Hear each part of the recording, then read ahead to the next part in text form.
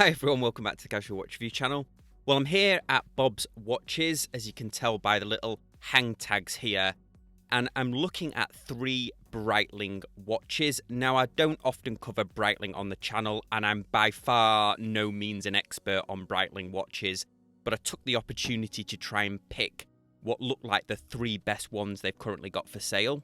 So first up, needs no introduction, we have the Breitling Navitimer here. Next up, this is one that I'd never heard of before, but this is the Breitling for Bentley. Now, this watch is 49mm case, but it is made of titanium, so it's a lot lighter than you'd imagine, 16mm thickness.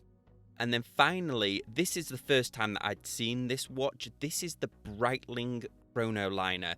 So it looks a bit like a dive watch with this dive bezel. A racing-inspired reverse panda chronograph with a GMT hand.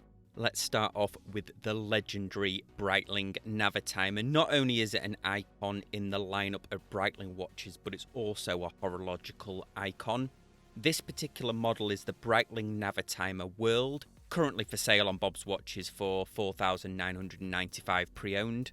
This watch uses the Breitling caliber B24, which is ETA-based movement. All stainless steel construction, 46mm case on this one. It has the black dial with applied indices, and then we have the navigation slide rule around the outside for doing various calculations, distance, etc. If you're interested in knowing how a military pilot uses a watch, I just recently did an interview with a naval flight officer. The chronograph has that snap to it, as you would expect from an ETA movement. This is the 7754, has that GMT complication, 25 joule, 42-hour power reserve, 28,800 vibrations per hour, and then we have the date at the 3 o'clock position. I've always had a soft spot for these Navitimer. I have a friend who was best man at my wedding, but he received a white version of this watch for his wedding gift from his wife. Very highly legible. I'd say the most useful complication on this is probably the GMT hand if I was going to buy one. We can see it clearly there just after the 2 o'clock position. The slide rule helps tell you the time zone. And then on the back, you can see all of the time zones at the back as well. They're kind of engraved onto the case back here. Comes on this very distinctive Breitling bracelet, similar to a beads of rice maybe, but this is a bracelet that's synonymous with the Navitimer.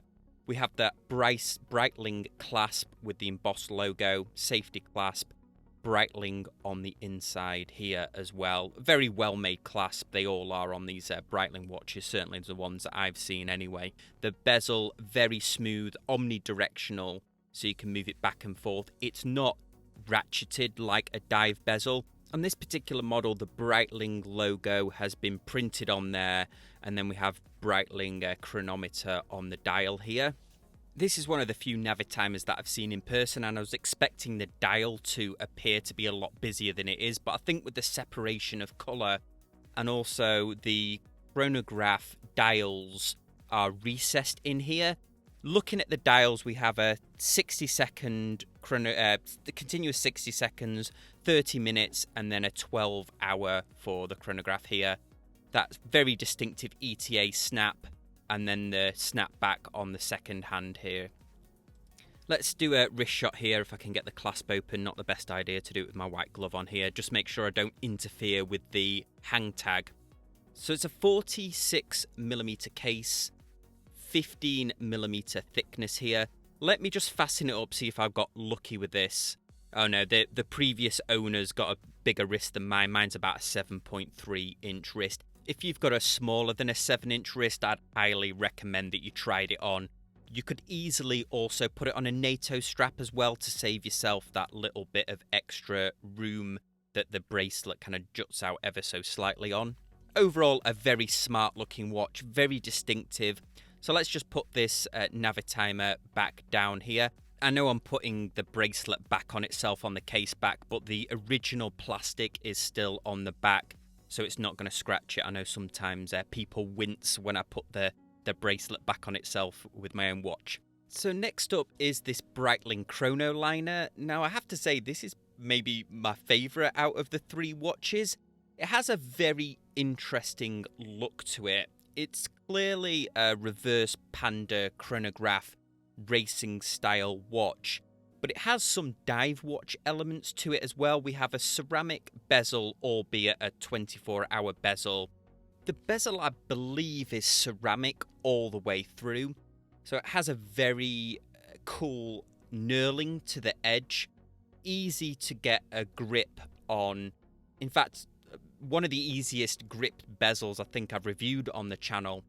We can see a reverse panda dial with the 3 sub-dials, which are the 60-second, 30-minute, and then the 12-hour on here. And this model is using that same Breitling caliber B24, so exactly the same as the Navitimer based on the ETA 7754. I think it's quite interesting that they've chosen to put this mesh bracelet on here. Similar Breitling clasp. Let's just try it on the wrist here. So again, this is a slightly larger case at 46mm. I believe the movement itself takes up 30mm. A very wearable size. I got a bit luckier here with the fit. This is similar to my wrist size, again, 7.3. This has adjustable links on it that you don't have to cut this mesh. It has a screw-in adjustable links. I really like the look of this. I think it does appear on the wrist slightly smaller than the Navitimer. Has a nice bit of weight to it, but not too over the top here. So I've had the opportunity to review some quirky watches on the channel before, but this definitely has to be up there. This is the Breitling for Bentley Supersport light body watch. This is the E27365. Very interesting watch. For a start off, it's 49mm with a 16mm thickness. Comes on this rubber strap with this very nice titanium buckle clasp. Has the diver's extension on here, although this isn't traditionally a diving watch. It's more of a racing watch. Extremely nice clasp, and then we have the Breitling for Bentley limited edition on the back, and this is 231 of 1,000 that were produced. The bracelet on these Breitlings is weird. The rubber is very high quality, but with Breitling written down here, you have to cut this to size, so you inevitably miss some of the writing off. So this one says like Breitling, and then this one also has like Breitling on the side. So I think that's a bit weird, but I mean, that's hardly a complaint. Let's just try it on the wrist here.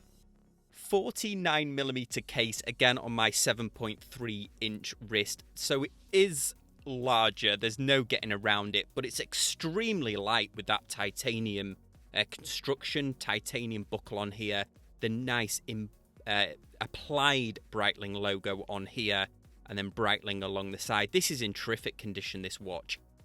It is a larger watch. It's certainly a statement piece, but it's not overbearing, I don't think. It's light, very smooth chronograph action. Now, the chronograph action itself on this watch is very interesting.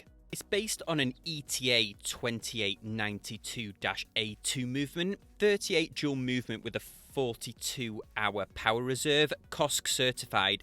Now, the subdials, and I'm not even 100% sure that I understand this, but essentially you have a 60-second for the main chronograph hand. We have the leading seconds on the left-hand side. And then on the right-hand side, you have a 60-minute chronograph with a 12-hour totalizer. So I believe each revolution it goes round, it's going to count eventually up to 12 hours, which is why we have the two hands on the right-hand side.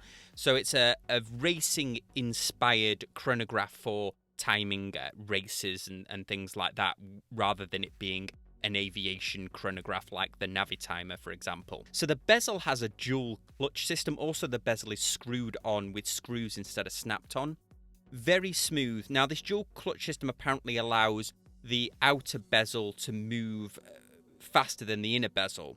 We've got the Breitling on the crown here. Overall, a very distinctive looking watch, certainly a statement piece.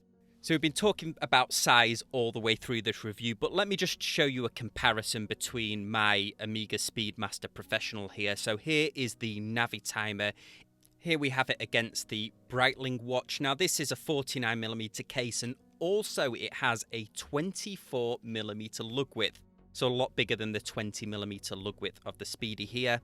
And then finally, let's have a look at the Chronoliner up against it. So they are larger watches, there's no doubt about it, certainly statement pieces. But I think they have a great character, all of these watches in their own right. I think this Chronoliner is probably my favourite, although the Navitimer comes in a very close second, just an icon. And then the Breitling for Bentley, I think, is an extremely unique watch. So there was a very quick look at these three Breitling models. Let me know in the comment section down below what you think, which is your favourite. As always, I appreciate any comments you leave me. If you want to contact me directly, please contact me on any of these social media links or directly at thecasualwatchreviewer@gmail.com. As always, I appreciate you watching, and I'll see you next time on the Casual Watch Review channel. Thanks guys, bye.